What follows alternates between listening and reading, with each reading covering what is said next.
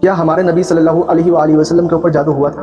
جی ہاں، نبی صلی اللہ علیہ وآلہ وسلم کے اوپر جادو ہوا تھا۔ بخاری اور مسلم دونوں میں حدیث حضرت عائشہ رضی اللہ عنہا فرماتی ہیں کہ ایک یہودی شخص لبید بن عاصم نے نبی صلی اللہ علیہ وآلہ وسلم کے اوپر جادو کر دیا تھا۔ وہ جادو بہت تیز تھا، لیکن نبی علیہ السلام کو صرف اتنا اثر ہوا کہ آپ علیہ السلام کچھ بھول جایا کرتے تھے۔ نبی صلی اللہ علیہ وآلہ وسلم نے حضرت عائشہ سے کہا کہ جو میں اللہ تعالیٰ سے سوال کیا کرتا تھا، اللہ تعالیٰ نے مجھے اس کا جواب دے دیا۔ جب میں سو رہا تھا تو دو فرشتے میرے پاس آئے، ایک جبرائیل علیہ السلام اور ایک میکائیل علیہ السلام۔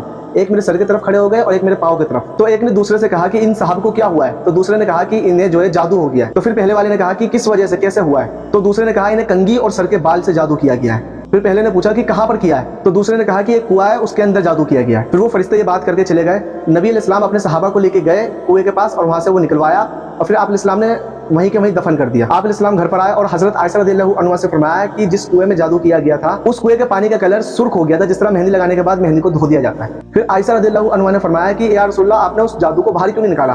آپ علیہ السلام نے فرمایا کہ میں اس برائی کو لوگوں میں پھیلانا نہیں چاہتا تھا، اس لیے میں نے وہیں کے وہیں اسے دفن کر دی۔ جامع ترمذی میں حدیث ہے، نبی علیہ السلام کے اوپر کوئی بیماری یا پریشانی آتی ہے تو آپ علیہ السلام جنات اور انسان کی نظر بد سے بچنے کے لیے دعائیں پڑھا کرتے تھے اور کچھ صورتیں پڑھا کرتے تھے۔ تو جب سورہ فلق اور سورہ ناس نازل ہوئی تو آپ علیہ السلام نے تمام دعاؤں کو، صورتوں کو چھوڑ دیا۔ آپ علیہ السلام نے پھر اسے ہی پکڑ لیا۔ آپ علیہ السلام پھر سورہ فلق اور سورہ ناس پڑھا کرتے تھے۔ تو کسی کو بھی کوئی جادو کا اثر ہوتا ہے تو سورہ فلق اور سورہ ناس پڑھ کے اپنے اوپر دم کیا کریں، انشاءاللہ شفا ہوگی۔